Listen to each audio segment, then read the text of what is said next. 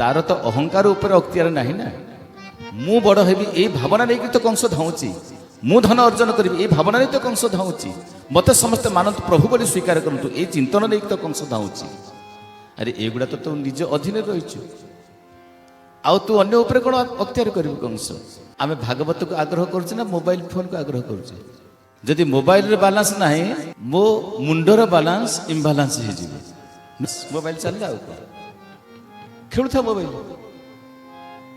इरे बापा तो जीवन तमाम तो सेमती मोबाइल रे मातिबु अंतत 2 घंटा समय 1.5 घंटा समय भल समय पाई तू दे पारिबुनी उग्रसेनंकर पुत्र हेले परम प्रतापी अहंकारी कंस एवं देवकंकर कन्या हेले भगवान श्रीकृष्णंकर जन्मदात्री देवकी तेणु कंस एवं देवकी परस्पर भाई भौणी हो रही कंस एवं देवकींकर संबंध अति निबिड़ थिला कंस जिते दिग्विजय करने को जाऊला सब बेले खोजुला मु समग्र विश्व रे विजयी हो रही विश्व को विजय करने से बेले सहज हो जाए जिते बड़े निज उपर मनीष जयलाभ करे विवेकानंद को विश्व विजयी बोली कहा जाए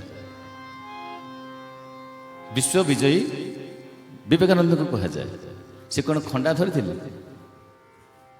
ना कोटी अस्त्र शस्त्र धरते ना लाडेन भाया बम पकाउे ना जहाँ जहाँ ट्रम्प भाया गोलमालिया करुले किसी करुले ना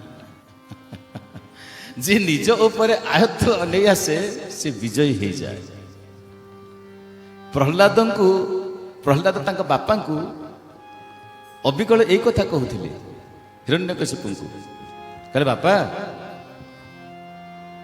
नाइओ में जन्म सुख दुख हेतु कहले ग्रह काल पीड़ा कहीं का मनुष्यर शत्रु नुहंती मनुष्य शत्रु किए ना निजर मन होउची निज पाए शत्रु आ मन उपर जे विजय लाभ करे मन को जे निज हाथ मुठार रखिदिए से तो विश्व विजयी हो जाए कंस किंतु निजर मन को आयत्तर रखु नथिला कहथिला मो समग्र जगत को विश्व विजय करी हम कौटी फर्मुला तो ताहा नुह फर्मुला थिला सूत्र थिला प्रथम निज उपर मो अख्तियार आने तार तो अहंकार उपर अख्तियार नहीं ना मु बड़ हेबी ए भावना नहीं तो कंस धाऊँची मु धन अर्जन करी ए भावना नहीं तो कंस धाऊँची मत समस्ते मानत प्रभु बोली स्वीकार करतु ए चिंतन नहीं तो कंस धाऊँची अरे एगुड़ा तो तू निज अधीन रही आउ तू अन्य उपर कौन अख्तियार कर कंस कंस चाहिए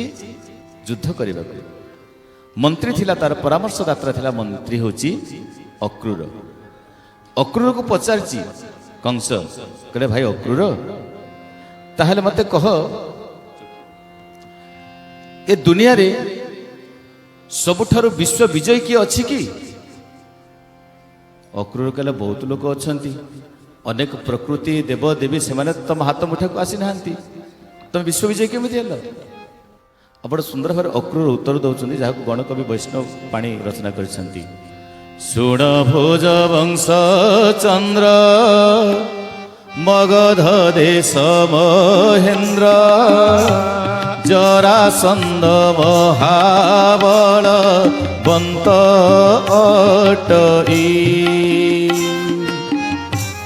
बड़ प्रतापी से राजा सरबे करंती पूजा तार देवता चरणे से न खटई हटा अता दंभ कुबेगे हटा अता दंभ कुबेगे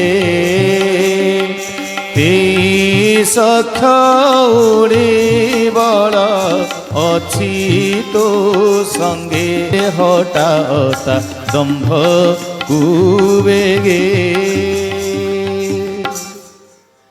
कहले भोजवंशर चंद्र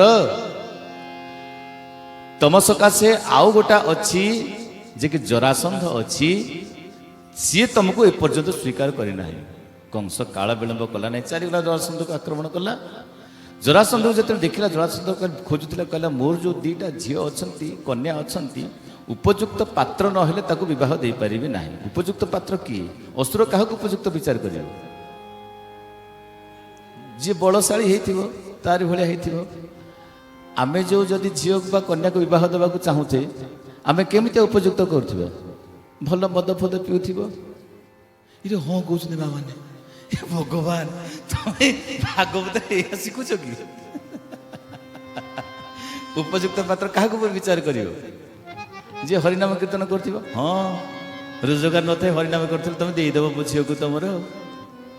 ଯିଏ ଭଲ ଟଙ୍କା ରୋଜଗାର କରୁଥିବ ମୋ ଝିଅ ସେଆକୁ ବାହା ହଉ ନୁହଁ? ହଁ ସେଇଭଳି ଭାବରେ ନିଜ ନିଜର ବିଚାର ନିଜ ନିଜ ଉପରେ ନିର୍ଭର କରେ। ଆମେ କହିପାରିବାନି ୟାର ବିଚାର ସେୟା ତାର ବିଚାର ସେୟା। ନିଜର ବିଚାର ନିଜର ଭାବନା ନିଜ ଉପରେ ନିର୍ଭର କରିଥାଏ। କଂସ ଯେତେବେଳେ ବିଚାର କଲା ଓ ଆକ୍ରମଣ କରିଛି, ଜରାସନ୍ଧ କହିଲେ ଏଇ ହେଉଛି ଉପଯୁକ୍ତ ପାତ୍ର, ମୋ ସହିତ ଲଢ଼େଇକରି ମୋତେ ପରାଜୟ କରିବାର ବୀର କେହି ନଥିଲେ ଏପର୍ଯ୍ୟନ୍ତ। ତେଣୁ କଂସ ପାଖରେ ହାତ ଯୋଡ଼ିଦେଲା, କହିଲା ଦେଖେ ବାବା ମୋର ଗୋଟିଏ ନୁହେଁ ଦିଟା କନ୍ୟା ଅଛନ୍ତି, ଆଉ ସେହି ଦିଟା କନ୍ୟାକୁ ହିଁ ତତେ ମୁଁ ଅର୍ପଣ କରୁଛି। ସେ ଦିଟା କନ୍ୟା ତୋ ହାତରେ ମୁଁ ଅର୍ପଣ କରିଦେଉଛି, ଯାହାଙ୍କ ନାଁ ଥିଲା ହେତି ଆଉ ପ୍ରହେତି।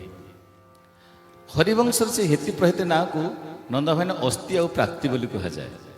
ତେବେ ଯାହା ହଉ ଅଚ୍ୟୁତାନନ୍ଦଙ୍କ ହରିବଂଶ ଯେଉଁ ଅଛି ଅସ୍ତି ଆଉ ପ୍ରାପ୍ତି ବୋଲି ସ୍ୱୀକାର କରାଯାଏ। ତେବେ ଯାହା ହଉ ଦୁଇଟା କନ୍ୟା ଦେଇଦେଲା କଂସକୁ। କଂସ ନେଇ ଆସିଲା, ରାଜା ଅତ୍ୟାଚାର କରିଦେଲା। ତାପରେ ଅକ୍ରୁରକୁ ପଚାରିଲା ଆଉ କିଏ ଅଛି? ନା ମେରୁ ପର୍ବତ ଅଛି।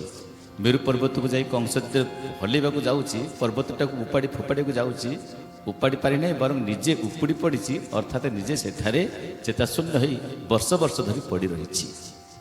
ଆର ପାଖରେ ଭଉଣୀ ଦେବକୀର ବିବାହ ବୟସ ଉପନୀତ ହୋଇଛନ୍ତି।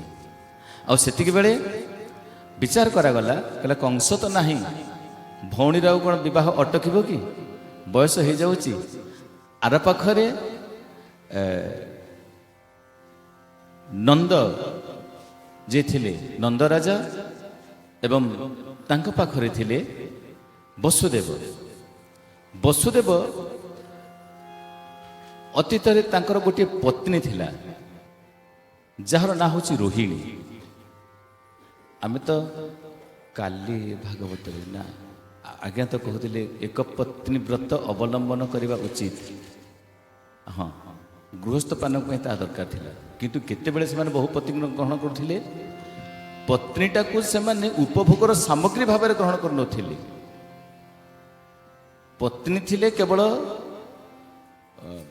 ଭାଗବତରେ କୁହାଯାଇଛି ନାରୀ ସଙ୍ଗମ ଋତୁ ମତେ